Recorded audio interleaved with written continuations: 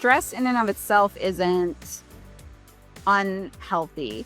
But the problem becomes when you are really just stressed all the time. It's not really episodic. It's just a constant state of being. And we're so afraid to help others. If we see someone else struggling, we're like, well, but I don't want to, snitches get stitches. We don't want to tell on another lawyer, because what if then something happens to their license?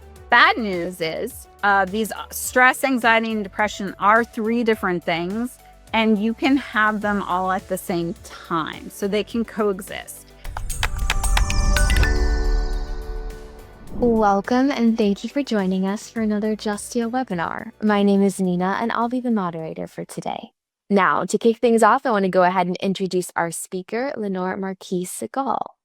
Lenore Marquis-Segal has been a practicing attorney for 23 years in a variety of settings, from big law to boutique.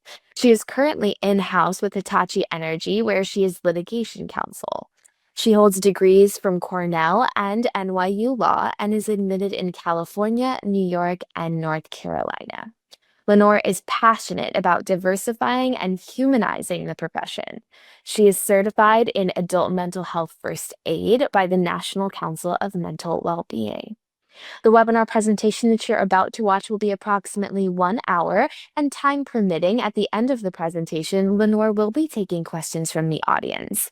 If you have questions at any time, you can submit them by clicking the Q&A button in the control panel at the bottom of your screen, and we'll go ahead and take those once the presentation is complete. Now, without further ado, here is Lenore to discuss breaking the silence, confronting stress, substance abuse, and burnout in law. All right. Good morning. Good afternoon. So today I'll be talking about breaking the silence, confronting stress, substance use, and burnout in law. The little symbol I put on here was meant to be sort of, let's unmute. We're all on these calls all day long where someone is still stuck on mute, and we're always like, you're on mute, right? And actually that happened to me today. But what we're going to do today is talk about things that we don't normally talk about as lawyers, or at least I'm going to talk about them, right? I'm going to be a little bit vulnerable with you, and I hope that there will be some exchange there of some openness about things. I'm a big believer that the more that we talk, the better everything gets. And as a lawyer, I love words. I'm sure you all do too. So I just think conversation and discussion is the way to change things and to make things better. So who am I? Like, who are you listening to? What does she know about anything? Which is a valid question. Nina very generously did a little background for me, a little bio for you. I have been practicing for over 20 years, so I do know what I'm talking about in terms of living the lawyer experience. I've been in this small firm. I've been in the big firm. I've now been in-house for about 8 years. So I've had both types of experiences.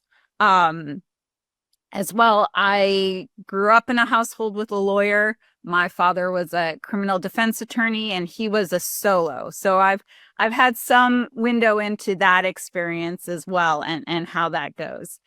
All the views are my own and not my employer's. Usual caveats that lawyers always have to do. This presentation is obviously not legal advice. We're not creating some kind of attorney-client relationship here. It's also not medical advice. I'm going to touch on a lot of things about mental health and a little bit about physical health as well. But I'm not a doctor. I do have a certificate in mental health first aid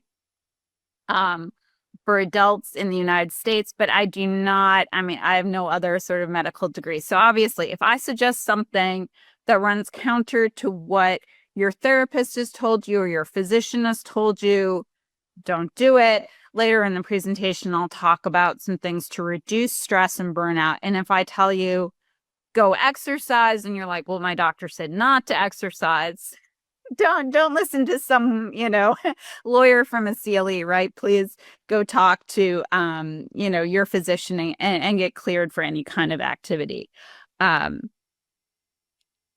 So course description. I won't read all of this to you, but it summarizes what we're going to talk about today. Basically, I believe we're in a caring profession where we are all the time, we're taking care of other people. We're always worried about the client. Is the client okay? Are we protecting them? Are we making sure that they're safe? Are they cared for? Are they getting good representation? We're stuck in a world that moves really super fast. There's always deadlines, and there are harsh penalties and consequences. If you miss that deadline, you hurt yourself and you hurt your client. It's a lot of responsibility. We're not really allowed to show any weakness. Lawyers are just as scared of lawyers as everyone else, right? We're afraid to put blood in the water. The sharks will circle. If we say something about, oh, well, I have a therapist or I saw a counselor, what is someone else going to think? What is a lawyer on the other side going to think? Are they going to try and take advantage of you? Those are the fears. And really at the heart of it is a fear that you're going to disadvantage your client, that you're going to express something or show something that someone will use against you. And in the end, they'll hurt your client. So we carry a lot.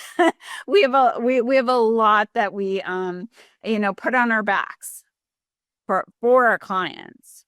There's also a lot of stigma and lawyers, we use our brains every day. So we don't want to tell anyone that there might be something mentally not 110% about our brains, right? So there's just so much pressure on us.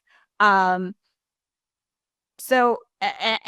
we're so afraid to help others. If we see someone else struggling, we're like, well, but I don't want, snitches get stitches. We don't want to tell on another lawyer, because what if then something happens to their license or they get punished in some way and then they can't, buy food or pay their rent, right?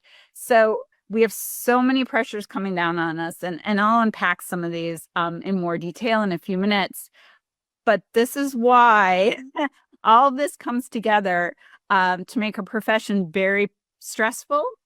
We also have some outlets that are almost sanctioned by the profession or encouraged by the profession, like happy hours and meeting at the bar type activities where there are these ways for us to journey into misuse of alcohol and other substances. So we'll get into it. We'll talk about the state of the profession, stigmas, denial, and stereotypes. Some of these stereotypes about lawyers have kernels of truth to them, and I'll go through some of those that sort of explain how the profession got to this place in terms of being pretty mentally unhealthy in a lot of ways. So the facts, the statistics, and a lot of these I took from the North Carolina Lawyer Assistance Program. I am admitted in 3 different bars. The one that I spend my day-to-day practice in typically is North Carolina. And North Carolina does have a very robust lawyer assistance program. And so I pulled some statistics from them, and some of them they got from other sources, and you can see how I was like, actually, but they were citing the CDC. Lawyers, we get so precise about things sometimes. But so these are not happy facts. We have twice the rates of alcoholism and drug use as compared to the general population.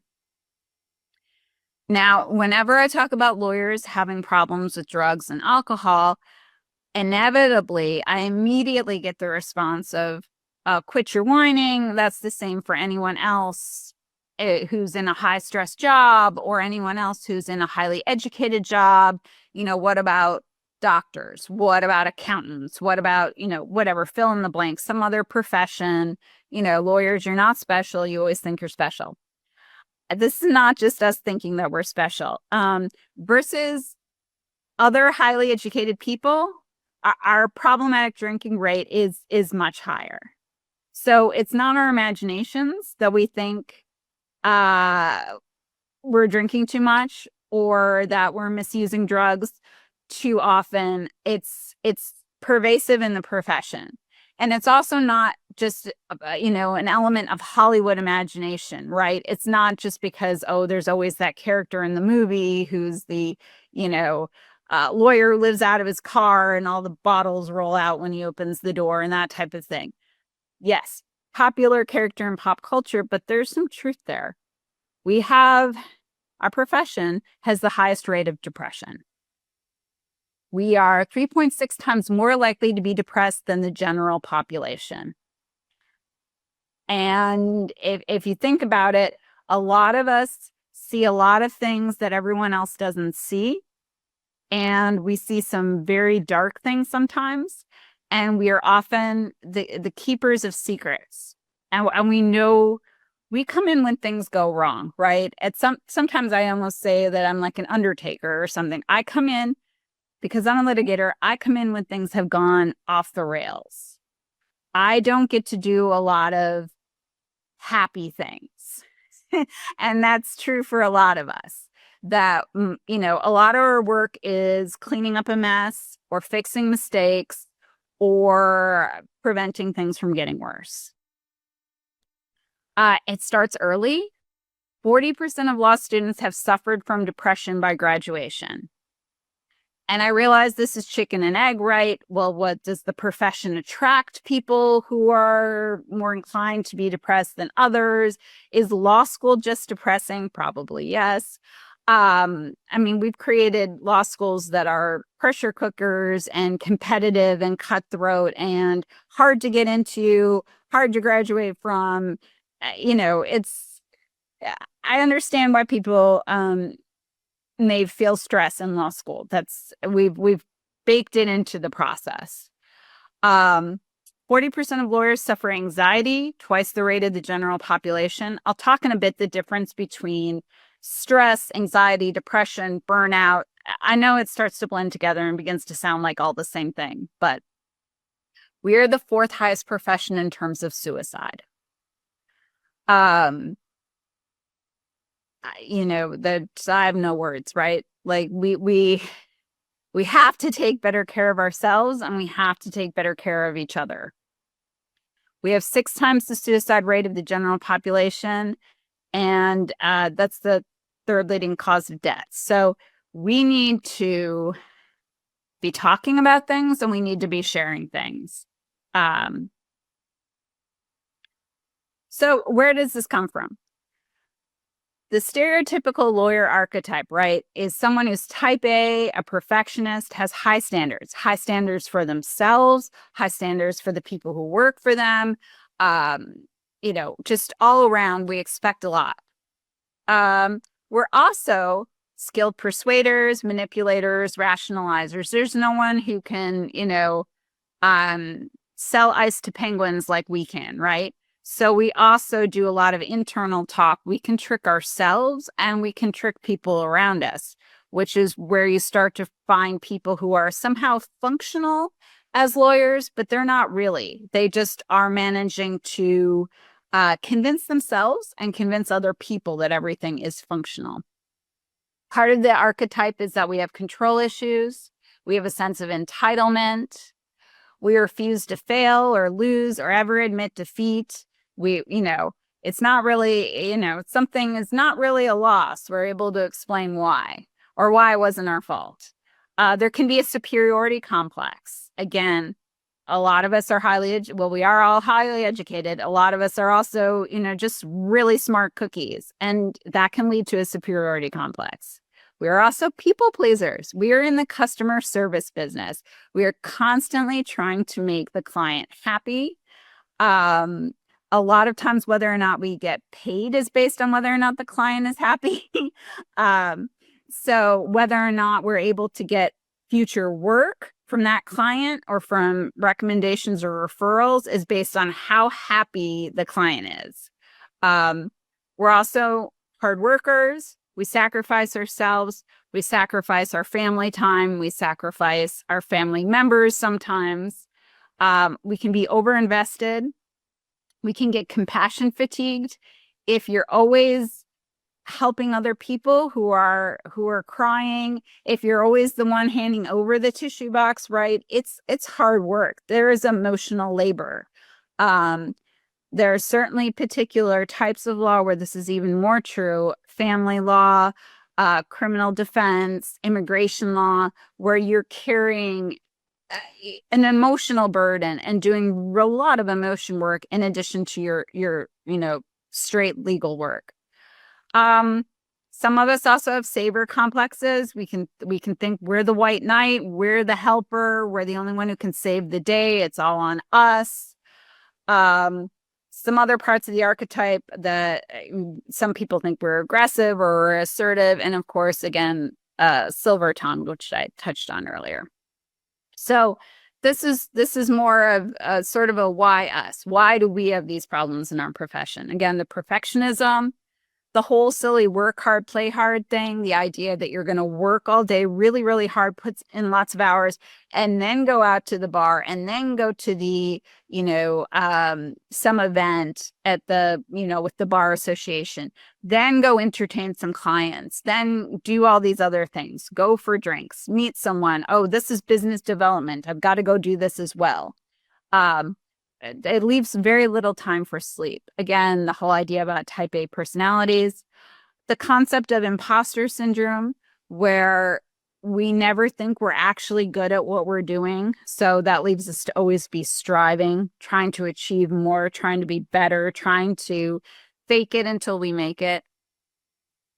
There's also, I mentioned earlier, and Hollywood loves this too, the sort of myth romance of the functional alcoholic, right?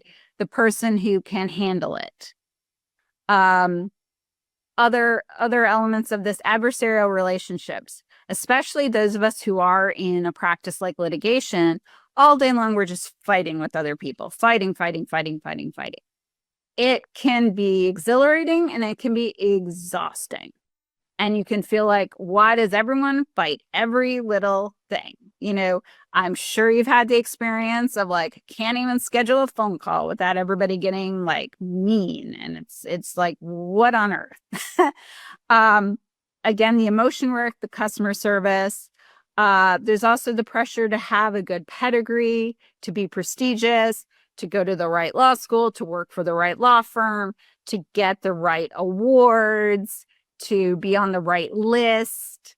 And then the golden handcuffs of, if you do get into one of those roles, one of those lawyer jobs that is high compensation, pays really well, and you elevate your lifestyle up to that, and pretty soon your lifestyle is just a big hungry mouth that just never gets full, right? You're always hungry because now you need to, well, how do I keep this house? How do I keep these cars? How do I, send everyone to college and get everybody braces? And you feel stuck. You're like, well, I can't stop now because now I'm getting this salary. Now I have to keep going.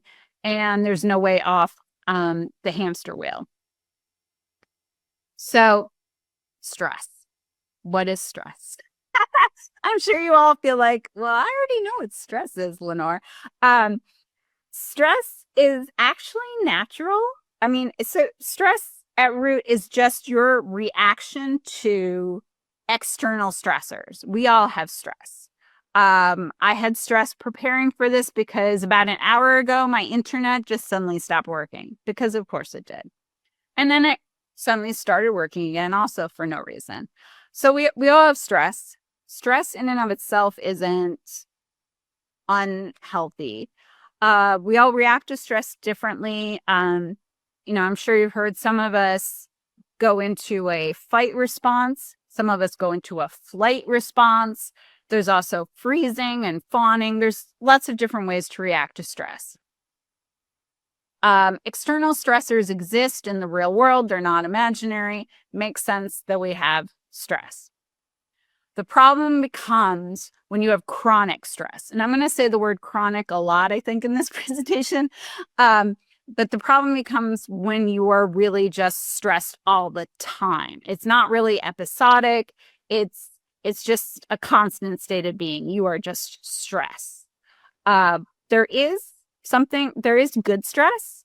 It's called eustress, which sounds like I'm just saying like eustress, but it's a beneficial stress. And I'm sure some of us feel this as well. I'm sure there are times when you're like, you know what, actually, I do better when I'm under pressure. If I only have a few hours to get something done, if I have to hit the deadline, that's good stress. It invigorates me. I think sometimes some of that is just the adrenaline junkie thing, but some of that is, well, whenever you get to single task and really concentrate on something, that can be very energizing. But regardless, there is such thing as good stress. Then you have anxiety. What is anxiety? How is it different from stress? So anxiety is more like an excessive and persistent worry, like a dread, a panic. And then, again, what you want to worry about is when that's chronic, as opposed to, well, I had anxiety for 10 seconds when, I saw that some of the participants had dropped off the call. All right. That's different from problematic anxiety. And then depression. What is depression? This is prolonged, again, look at the time frame, sadness, feeling of hopelessness, loss of interest in activities. You can have loss of sleep, loss of appetite, that type of thing. So bad news is these stress, anxiety, and depression are 3 different things, and you can have them all at the same time. So they can coexist. It's not like an elevate. It's not like, well, stress is below anxiety is below depression and one flows, that they're levels of the same thing. You can actually have all 3 at the same time. Again, why us? Why us? Why poor lawyers? Competition. We're constantly in competition. Many of us have ridiculously high student debt. I know that I did, which is pressure, right? To come out of school, come out of law school, not just with your college debt, but also your law school debt. Many of us in the profession are self-employed or entrepreneurs of some kind. That has its own stress. In as much as it's, you like to hang a shingle and I don't have a boss, but there's pressure when you are your own boss. There's also a lot of elitism. Wait, where did you go to law school? Wait, where do you practice? What law firm are you with? Oh, who do you think you are? And rankings. We're constantly ranking things. What are the best schools? What are the best law firms? Who are the best lawyers? We go crazy with those statistics. There's so many awards and accolades and rankings, so many carrots to this profession. And at the same time, obviously, we have real sticks. You can have complaints, reprimands. I mean, we have a license that we can lose. There's real consequences. Bonuses, that's another carrot. Hours requirements, that can be another stick at a lot of law firms where you have to work a certain number of hours. At some law firms, it's eat what you kill. So it can be a very vicious environment of, if you don't bring in the work, you're not going to make any money and you're not going to make partner and you might get fired. So all in all, we're under a lot of stress. And it's not in our heads. If you think you're imagining the stress of the profession, you are not. Like I said before, there are really tight deadlines. There are small mistakes that can have really big impacts and real consequences. All the time, you'll read some story about someone forgot a comma in a deal or put the comma in the wrong place or put the wrong number in a contract or something, right? cited to the wrong case or cited to the dissent instead of citing to the holding. I mean, there's just all these things where you can make these little seemingly little teeny tiny typos or nits or mistakes, and there can be real consequences. We present to very critical, very analytical audiences, especially if we're dealing with, commissions or judges or arbitrators. We are being critiqued. Do we meet all the procedural rules? Does our substance make sense? There's just a lot of balls in the air and a lot of things we're supposed to be doing completely correctly at all times. It's often high stakes, depending on what kind of law you're practicing. It may be big dollar amounts. It may be someone's life. It may be someone's ability to be with their children. I mean, there's often extremely high stakes. It may impact someone's ability to stay in the country or not. I mean, these are real consequences for messing something up. We have multiple duties under the ethics rules and otherwise, right? We have our duty to our client. We have our duty to the court. We have duties even to our opposition. We need to be responsive. The whole profession is geared towards someone says jump and we say how high. We are constantly available, especially now with our phones and everything being, online. There is no more, well, but the workday ended at 5, the workday ended at 6. I got in my car and I drove home. We are supposed to be available at all times, reachable, especially if an emergency or something urgent. So there's a whole on-call mentality that we're never supposed to sleep. We're never supposed to be, at our child's graduation. We're never supposed to be at our anniversary dinner. We're never supposed to be anywhere else that we can't be reached. We go on vacation and we're like, okay, here's how you reach me. I'm going on a cruise, but here's how you call the boat. Like, we don't let ourselves leave the job ever. In a lot of places in this profession, in a lot of offices, in a lot of law firms, yelling, screaming, being angry is totally acceptable. So there's a lot of emotion that's shared, but it's negative, right? It's fine to scream and throw things and, curse and make a big scene. And, even when you're out in the world, right? Like you're at a deposition, all of a sudden people are like, well, then I'm leaving, I'm out of here. Or, well, I'm going to call the judge. There's a lot of theatrics and drama and a lot of chest pounding and a lot of just negative emotions flying about. At the same time, you're never, ever, ever supposed to cry, right? So no matter how bad anything ever gets, how mean somebody is, how desperate the situation is, you're never supposed to cry. So, we really put ourselves in a box. There's also the need for good moral character. We have a desperate fear of being incompetent or ineffective. I've talked about competition before. There's also a lot of ambiguity and uncertainty in the law.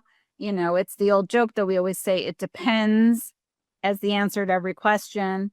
The billable hour is also very stressful. Making your hours, that type of thing. Have I billed 8 hours today? And the profession itself rewards you for catastrophizing, for doomsday prepping, for looking at the worst case scenario and preparing yourself and your client for it. So being optimistic and hopeful is not rewarded in this profession, right? You're supposed to be thinking about what could go wrong. In addition, in this profession, the reality is there is a lot of discrimination still, and that's stressful. There can be a lot of what they call microaggressions, which is kind of offensive. They're just plain old aggressions. And harassment of all different kinds towards anyone who doesn't, look like a lawyer from 100 years ago. And that can be absolutely exhausting, right? The pressure to code switch, to act like everybody else, the pressure to fit in, the pressure to not be mistaken for the court reporter, although court reporters are lovely, right? There's so much other possible overlays and intersections of stress. So, given all that, let's talk about substance use. I think the legal culture is particularly vulnerable to this, to alcohol dependency and disordered use, and to drug misuse and addictions. So I will tell you that in similar presentations in the past, I used to put pictures of like mocktails and that type of thing in the presentation because I personally have not had a drink in about 19 years. And that's just for me, and that's my thing. So I like to show off mocktails and be like, oh, look how fun. You can still, get a cute drink and all that type of thing. But then I learned that that's actually triggering for some people. So now I just use like waterfalls and trees and that type of thing. But anyway, for me personally, I live my life as a non-drinker. That can be really uncomfortable at law events. Often I'll go up to the bar and I'll say like, what can you make me that's a mocktail? And basically they can pour cranberry juice and orange juice together and slosh it in a glass for me. That's really not that fun. And I feel like I'm 5 years old. Why us? Why do we have this issue? Unpacking some of these things. So many lawyer events are happy hours or cocktail hours. There are so many bar events that are at a bar or at a restaurant with a bar. There's things called booze cruises that lawyers go on, and that's, maybe it's part of a summer associate program, maybe it's a bar event, maybe it's a bar association event or an alumni event. We have a tendency to throw events that center around everybody have a drink. Again, summer associate programs can be really, I hope they're not as bad as when I went through it, but there can be a ton of pressure to not just drink, but overconsume. It really was, at the time when I was a summer associate, I did drink, and it really encouraged some very excessive behavior from me in terms of what I was drinking. I remember one event I walked in the door and I immediately had to do a shot, right? So that kind of thing, you're like, well, is this a sorority or fraternity? What's going on here? Why am I being treated like this? But there was a certain level of hazing, at least back in the day.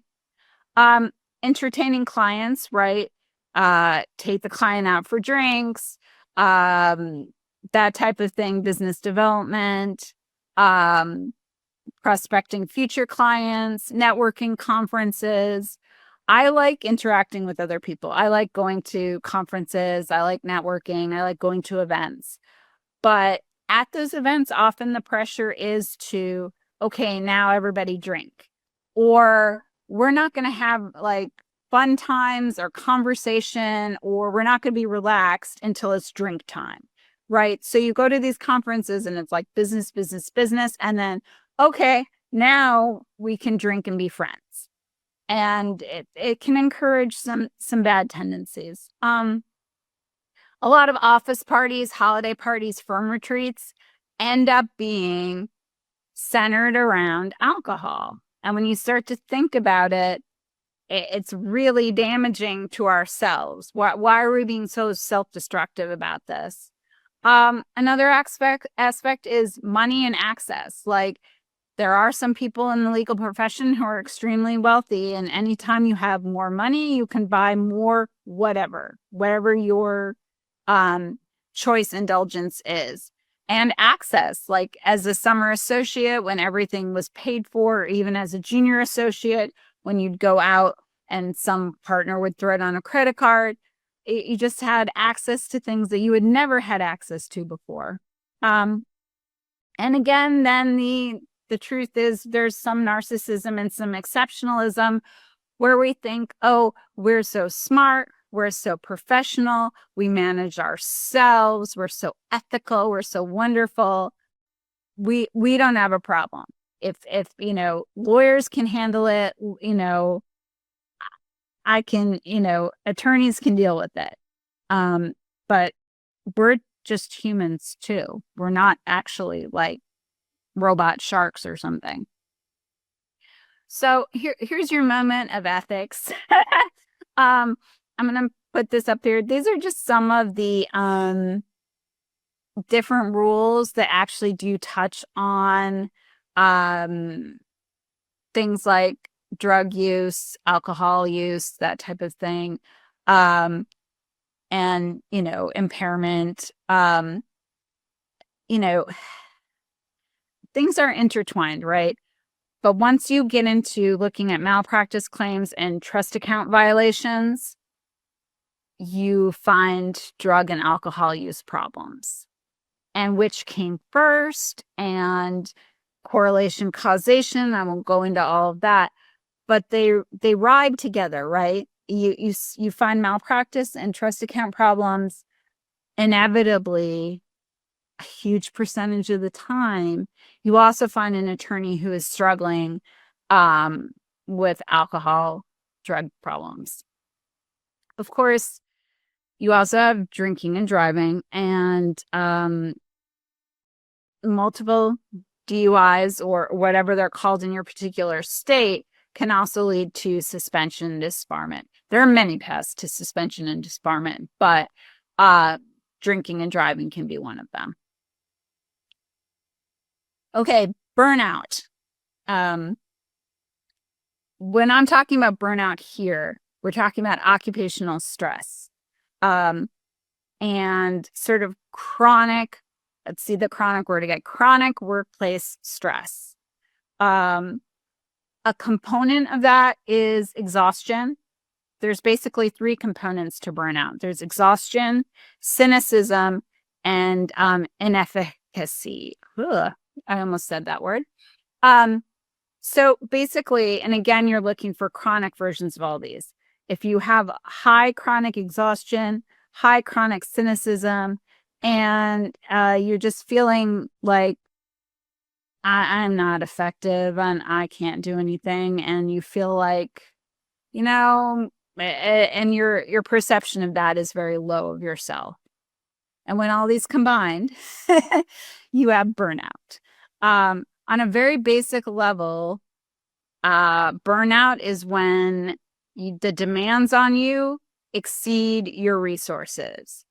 And, your resources are very small and the demands on you are extremely high, and you can't sustain it any longer and you burn out. Again, why does burnout happen to us? Again, we're in constant conflict resolution. We're always trying to make the peace. We have tight deadlines. Again, serious consequences for small mistakes, typos, oversights, client demands. I think hourly billing is stressful. I also think alternative fee arrangements are stressful because let's say you've already hit the cap on some matter and you can't bill on it anymore, but you got to finish the work. Everyone always thinks AFAs are like the solution to everything. I think they can also be very stressful. If you've already agreed to a price for a service and you have to keep working basically for free because you priced it wrong, that can be very stressful. Budgets, keeping to a budget, meeting a budget, having to discount work. There's also a lot of sanctioned abuse. I've worked at places where people who were geniuses were allowed to be abusive. Either because they were a rainmaker or they were considered just so brilliant that you kind of had to let them do their evil genius thing. and hierarchies, right? Especially if you're in a law firm, but also, in some legal departments, there's so much like, well, you're this year, you've got to listen to everyone above you. And especially if you're at the bottom of that pyramid, you have a lot of people who can tell you what to do, and you really have very few people you can delegate the work to. I'm just going to take a moment to talk about some intersection with neurodiversity. And one of the issues here is that the risk profiles are different for people who are not neurotypical. There are higher rates of depression represented in populations who have diagnoses such as autism or ADHD. So that's just something else to be aware of, that if you are someone who identifies or suspects that you may not be, neurotypical, that these things are even more prevalent. The other thing is that some of the ways that depression and other mental health issues present are similar to or overlap with some elements of autism or ADHD. So really, you need to get very individualized care. That's sort of the bottom line. And, I'm not qualified to give it in this CLE, but if you do identify as not neurotypical, just beware that there's yet another, I keep talking about layers. There's yet another layer here, right, of complexity and then higher risk, unfortunately. And some of that comes from, I have the word masking on here. If you're spending all day, every day, trying to pretend to be neurotypical, to fit in, to take care of your career, to take care of your family, to take care of your clients, that can also be incredibly stressful and put you on a path to burnout and some of these other things that we've talked about. It's not the same thing as the stress from code switching, but it's a similar concept of, if you're spending all day masking, that is incredibly stressful. So, all right. So this has been a lot of doom and gloom. And so I want to start to talk about what is our path to wellness for an attorney. There's a lot of self-care strategies, and I know self-care is such a popular, trendy term. In my mind, self-care does not mean you go to the dentist. Like, we should all go to the dentist. We are going to be in big trouble if we don't go to the dentist. You take care of your gums, take care of your teeth. It's not about going and getting your mammogram or your colonoscopy. That's about stopping cancer. Like, you should go do that anyway. That does not, in my mind, count as self-care. And you'll see people saying, like, I took a self-care day. I went to my doctor. No, we should all go to the doctor. Sleep is probably the most important thing. And everyone's like, well, I'll sleep when I'm dead. I'm like, you're going to get there faster if you don't sleep now. Sleep, water. I know water tastes like nothing, but water is so good for you. Exercise. Some of the usual suggestions: yoga, spas, meditation. Now, I know all lawyers are like, I can't do meditation. I can't clear my mind. What are you talking about? I cannot have an empty mind. Give it a chance. Vacation. And when you go on vacation, actually be on vacation. And I know no lawyer is going to listen to me. They'll be like, yeah, I'm on vacation. I just got to do this one thing. I got to take this one call. I just got to file this one thing. I just got to talk to this one person. Be on vacation when you're on vacation.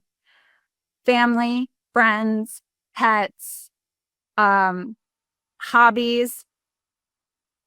reading for pleasure, not just reading for work. Consider having a gratitude practice, which again sounds super corny, but that could involve is simply being grateful for things. Like maybe every morning being grateful for, let's say, 3 things. And they don't have to be big things. They can be, I'm grateful that it's sunny today. I'm grateful that it's already Thursday. I mean, it doesn't have to be all that profound, but actually the research is that the more specific it is, the better. So if the more specific to you it is, the more meaningful it'll be. So, if you can, I'm grateful that I'm having my favorite sandwich for lunch. Just those kind of little moments can be very helpful. And of course, external resources, therapy, lawyers assistance programs, which, you should check out. Your state probably has a robust one. I know we definitely do in North Carolina. There's also rehab. There's other places to get help. And here are some more. Like I said, lawyer assistance programs. If you do have an employer, especially if you work for a company, a corporation, you may have employee assistance programs that you should look into. Many of them have a lot of benefits that almost no one takes advantage of. Another nice place to find help at work are at our ERGs, like employee resource groups. Those are often identity based, or otherwise culturally based, but that may be kind of a place where you can get support that will feel a little more individualized. Your own doctor. Your health insurance may have benefits. They may have benefits that you haven't even thought of because there may be some telehealth things you could do. A lot of health insurance programs have one session of this or one session of that. And it may seem a little bit silly, but maybe check it out and see what the person has to say.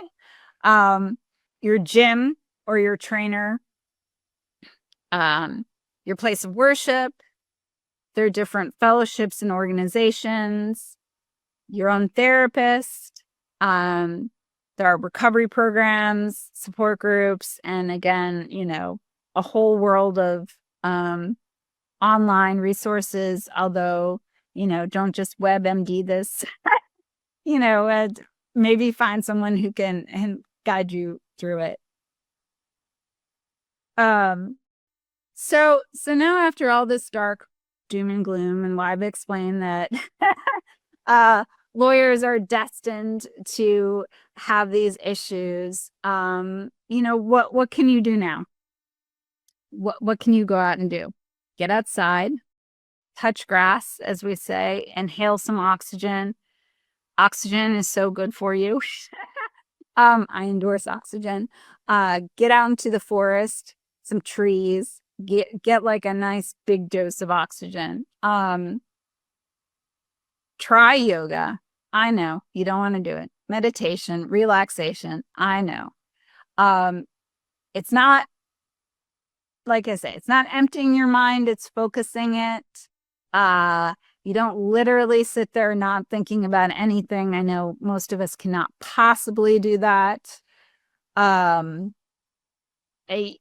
of the things that I tried recently, and this will sound a little bit weird, right, if you haven't done it, is tree bathing. And you are fully clothed, but you go out into the forest and you have someone leading you and they talk you through being in the forest. There's also, I've done a little of the sound bathing, and that involves people playing different sounds, and it's a whole different immersive experience. try something even if it feels a little bit weird. I mean, the worst that can happen is that you crack up and it's completely funny, and laughter is also really helpful for your mental health. Volunteering, mentoring. I know we're already doing so much for everybody else. Why am I saying do even more for other people? But that kind of altruism can really pay you back with a lot of mental health rewards. Sleep again, eating. Lawyers are notorious about not eating or not eating all day, and then at the end of the day, just having some giant meal to make up for all the eating we didn't do.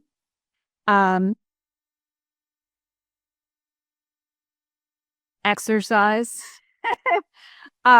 Reading for pleasure or education on other topics. I know many of us have to do a lot of reading all day long already, but often that's reading case law or reading articles or reading contracts, and that's not the same thing. And so, I mean, I'm a huge fan of fiction, but I also like a little nonfiction here and there. So, even just reading on something else that's not what you do all day long, whether nonfiction or fiction. Dancing. I love dancing. Animals. I also love animals. Pet some animals. Gardening. Actually doing something, getting dirty, growing things or not growing things. I kill a lot of plants. Making intergenerational friends and changing your perspective, making friends with people who are younger than you. You can learn a lot from them. Making friends with people who are older than you and have already been through a lot. They've already lived this season and lived this stage, and they can give you some good advice. I think that we have lost a lot of that, where we've lost the connections with people of all ages, and in a lot of ways, we've really isolated ourselves with just people who are doing exactly what we're doing right now, and that can be an echo chamber. Take vacation and sick days. And the cop is right on time for that. Just say no, turn down some things. Say you won't do it. I mean, I know that we always say, like, if you want something done, ask a busy person. But, at some point, don't be everything to everybody. Be your own zealous advocate, right? It's, the shoemaker's children go barefoot, right? We are so busy sticking up for everybody else, standing up for everybody else, being the advocate, being the mouthpiece for others, and then we neglect ourselves and we neglect our own issues and we don't advocate for ourselves. The law events, the legal events, suggest alternatives. This this requires being a little bit brave and a little bit courageous and putting your neck out a little. But things like a healthy hour instead of a happy hour, it can still be happy, but instead of a cocktail hour, suggesting venues for events that don't have a bar, or just or where drinking would just be, not really, would be awkward and weird with the activity planned. Insist on spirit-free or non-alcoholic or zero-proof mocktail options, right?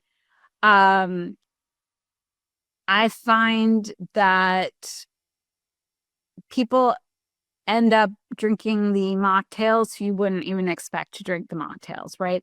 And if someone really wants to put alcohol in it, they can just add alcohol to the mocktail. But I think it can be very welcoming at an event if you already have a specialty mocktail set up and say, look, if here's the spritz to order if you don't want alcohol.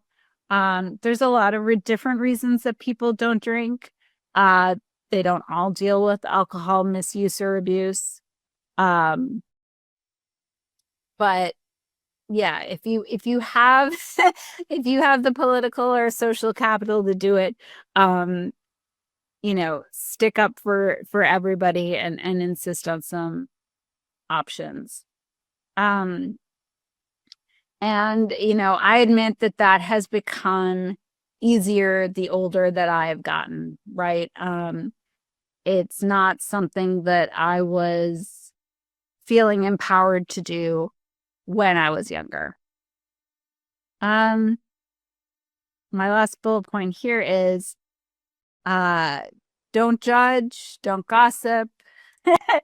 um, give others the freedom that you want to make choices. We make things worse for ourselves and for the profession um, when we judge each other so much and when we gossip so much. And that discourages people from getting help. And it really prevents us from talking frankly and openly about things and maybe sharing information and maybe realizing that maybe we're not all in the same boat, but we're in the same ocean. And, maybe by talking about it more and sharing more, we can get closer to resolving some of these issues in the profession. So this is my LinkedIn. I'm pretty open on my LinkedIn. I'm not completely an open book, but I welcome anybody who wants to connect with me, who wants to follow me. Some of the things I talk about pretty openly are, for example, the fact that my father, who was a criminal defense attorney, did have an alcohol problem, and he never, ever, ever got any help for it and lived in a state of constant denial and stigma. And there were consequences, and he lived them, his family lived them, his clients lived them. Um, and so that's the kind of thing I will occasionally talk about. I talk about other things too, so it's not just completely depressing content. But I do believe in sharing things and being open about experiences. I do also share photos of my mocktails when I go to events.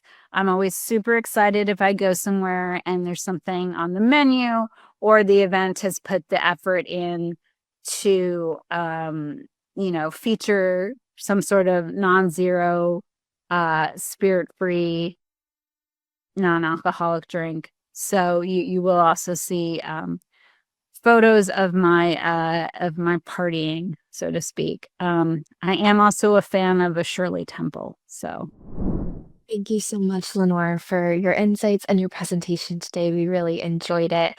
All right, now let's go ahead and move on to some questions. Looks like we've already got a couple. So our first one is, how can attorneys realistically integrate wellness practices into billable hour-driven environments without being penalized professionally? that's a lot in one question. Yeah. I think that the key is if you're going to get credit for things like pro bono work and business development and that type of thing, you can start to integrate some of these other activities into that. I know people who exercise with their clients, who go to spas with their clients. The old-fashioned way of doing it was going golfing with your clients. It's not easy. And I don't have an answer for how you turn billable work into self-care. That's impossible. So how can you literally integrate billing an hour with self-care? That can be hard. But in terms of if you're going to get credit for some of these other types of activities, just getting really creative about how to do business development in a healthier way, how to do CLE in a healthier way, how to go to a conference in a healthier way, how to entertain clients in a healthier way. Thank you, Lenore. Our next question is, what role do you think bar associations and licensing bodies play in reducing stigma around mental health treatment? I mean, they are right now, they are part of the problem and part of the solution, right? I mean, it's a little bit messed up. A lot of these organizations will both be the ones throwing all the events, and then they'll be like, oh, and then we have an assistance program over here. If you can't handle all the events, we just threw for you with free alcohol. So I think that they're sort of operating with both hands right now. They're part of the problem and part of the solution. I think the responsibility is huge. I think it's also on law schools. I think it starts there where we need to be taking better care of law students and positioning them better to handle the rest of their careers. Thank you. Our next question is, in what ways does untreated burnout affect an attorney's competence under professional responsibility rules? Yeah. So uh, if you are burned out, like I said, there's like basically three things that are happening. You're exhausted all the time. You are just too tired. I mean, you can barely get anything done. You're just keeping your eyes open. You're also cynical. If you're cynical all the time, you think nothing's going to go right. You can't see a path to things going well. Uh, you're not even going to see all the possible options for your client because you're just going to think the system is rigged. Everybody hates us. Everybody hates my client. This is never going to work out, right? And then you also think that if you're burned out, you think you're not able to change anything. You see yourself as having very little agency and very little autonomy. All of a sudden, you're just a cog in the machine. If you're feeling like that, you're not going to be able to represent your client effectively because you are meant to be the disruptor for your client. You're supposed to be changing things. Maybe your client feels that way. The client feels like the world's against them. None of this is going to work. But your role as the lawyer should be, in an ideal world with a healthy lawyer, you feel like, okay, I'm the change maker. I'm going to make things better for my client. Thank you, Amaya. That's great insight. Our next question is, are there proven firm-wide strategies that you think can help reduce attrition tied to mental health? What would be a good way to support that outside of the ways that you mentioned today on an individual basis? Yeah, I mean, I think just talking about it in the first place would be a big change for a lot of firms, not staying silent about it. And then the next level past that is don't make it just lip service. Actually have events that are geared towards being healthier. And then when people go on vacation or some kind of leave, let them be on vacation. Let them be on the leave. Model better behavior from the top. If your partners are all working themselves to burn out, it's going to trickle down and your associates will be doing the same. So be better examples for everybody else. Plan firm-wide activities that are more health-centered without being extreme. It doesn't have to be like, we're all going to go do a triathlon. I would turn around and walk out. So not all of us are up to that level, but, just more healthy than if you're going to plan an event and you're going to put the work and effort and money into planning some big retreat, some big something,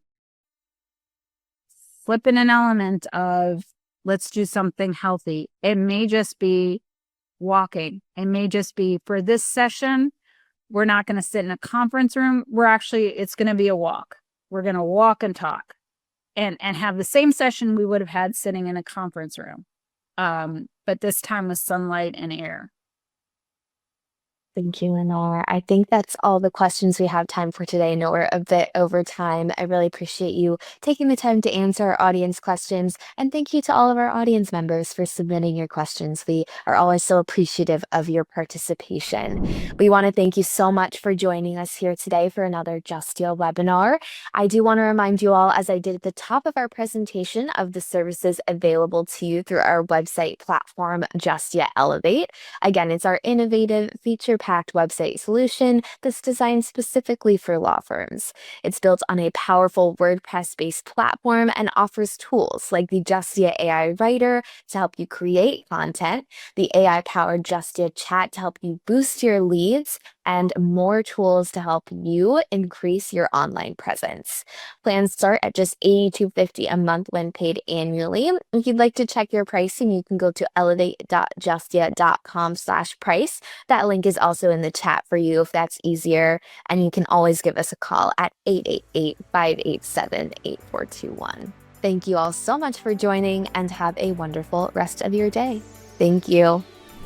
Thanks for watching. We hope you enjoyed this video, and if you did enjoy it, please click the like button and subscribe to our channel for more videos on law practice and legal marketing. See you in our next video.